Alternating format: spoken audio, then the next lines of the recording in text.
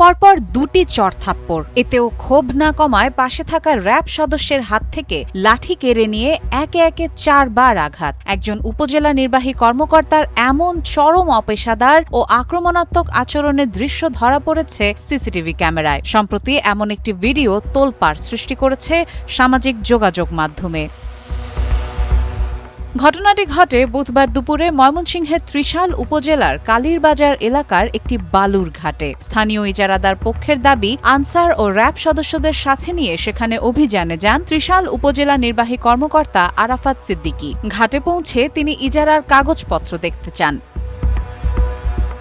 এ সময় ঠিকাদারি প্রতিষ্ঠানের ব্যবস্থাপক ময়মনসিংহ মহানগর ছাত্রদলের সাবেক সহসভাপতি সারোয়ার জাহান ওরফে বাচ্চু অভিযানের কাজে আসা ব্যক্তিদের পরিচয় জানতে চাইলে শুরু হয় তীব্র বাকবিতণ্ডা। এক পর্যায়ে মেজাজ হারিয়ে ওই কর্মীর ওপর চড়াও হন ইউএনও আরাফাত সিদ্দিকী। ভিডিওতে দেখা যায় পরিস্থিতি নিয়ন্ত্রণে আনতে সেখানে উপস্থিত সহকারী কমিশনার মোহাম্মদ মাহবুবুর রহমান ইউএনওকে থামানোর চেষ্টা করছেন।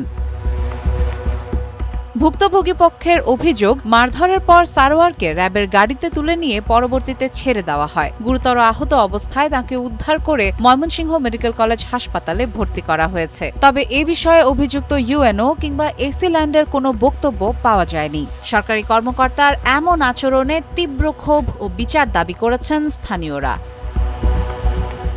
সাদিয়া ইসলাম, টাইমস টুডে।